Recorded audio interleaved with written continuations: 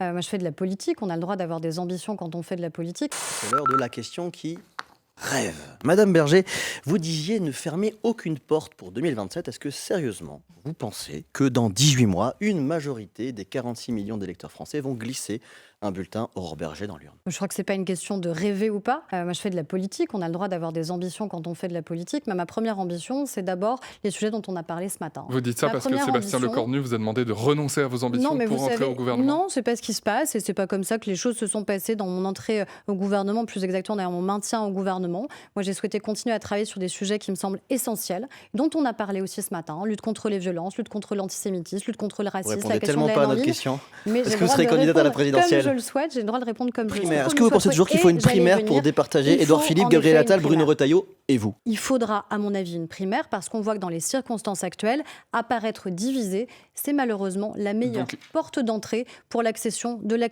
l'extrême droite au pouvoir dans notre pays. Et vous serez candidate à cette primaire? Mais nous verrons, il faut déjà que cette primaire existe. En tout cas, moi, je me bats pour que cette primaire puisse exister, pour que les Français aient le choix et qu'on puisse donner un autre choix aux Français qu'entre LFI et le RN.